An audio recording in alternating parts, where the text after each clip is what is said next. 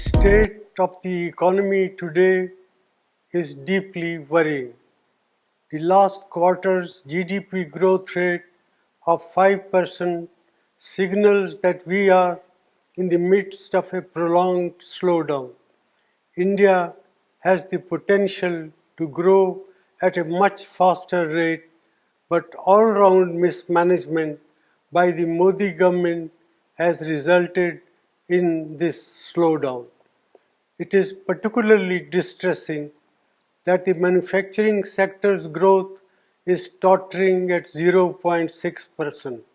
This makes it very clear that our economy has not yet recovered from the man-made blunders of demonetization and a hastily implemented GST.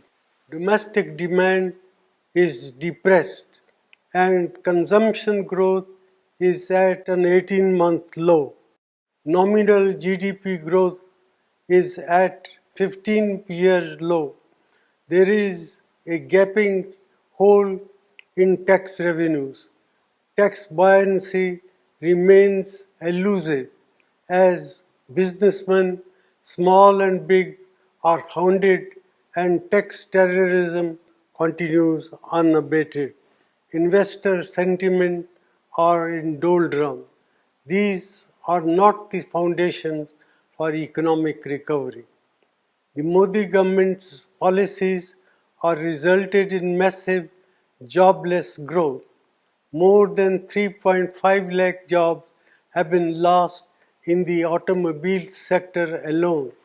There will similarly be large-scale job losses in the informal sector, hurting our most vulnerable workers. Rural India is in terrible shape. Our farmers are not receiving adequate prices and rural incomes have declined.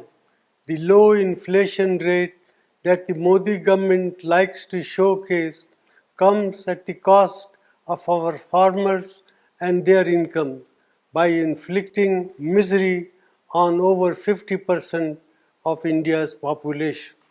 Institutions are under attack and their autonomy is being eroded. The resilience of the Reserve Bank will be tested after its record transfer of rupees 1.76 lakh crore to the government, which claims that it does not have a plan on what it will do with this windfall. In addition, the credibility of India's data has come under question under this government. Budget announcements and rollbacks have shaken the confidence of international investors.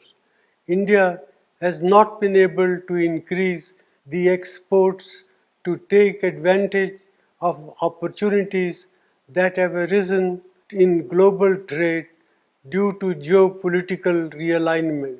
Such is the state of economic management under the Modi government. Our youth, our farmers and our farm workers, entrepreneurs and the marginalized sections deserve better. India cannot afford to continue down this path.